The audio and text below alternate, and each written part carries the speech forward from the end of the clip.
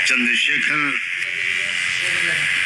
बहुत प्यारे नौजवान साथियों, भीम आर्मी के और आज़ाद पार्टी के बहनों, भाइयों और मीडिया के साथियों,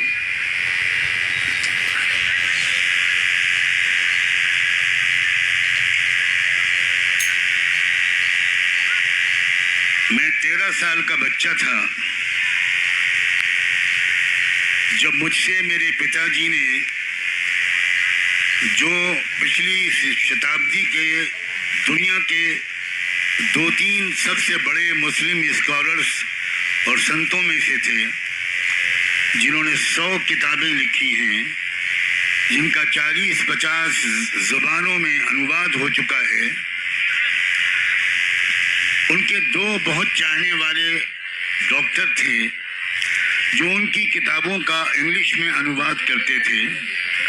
एक का नाम था डॉक्टर फरीदी, जिनका नाम अभी चंद्रशेखर आज़ाद ने भी लिया था, और एक का नाम था डॉक्टर मोहम्मद आसिफ कदवाई।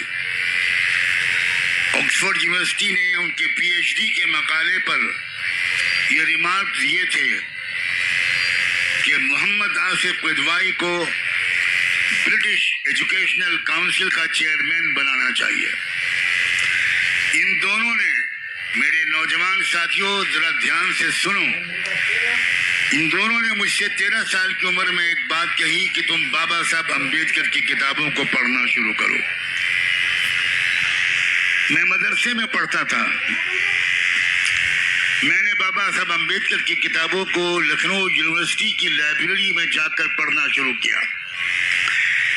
एक एक शब्द उनकी अक्सर विचारों का मेरे दिल दिमाग में बैठता गया, और भारत की समाजी व्यवस्था मेरी समझ में आनी शुरू हुई।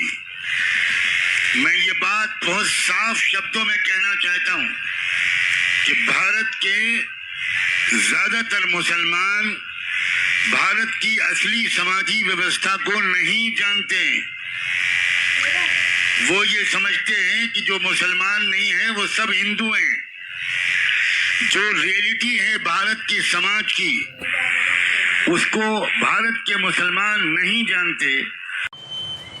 आज़ादी की लड़ाई में सबसे ज्यादा बलिदान मुसलमानों ने दिया, लेकिन उसके बाद भारत में मुसलमानों के साथ जो कुछ होता रहा, उसका मुकाबला भारत के मुसलमानों ने सही नीति के साथ किया हो, ये कहने के लिए मैं तैयार नहीं हूँ।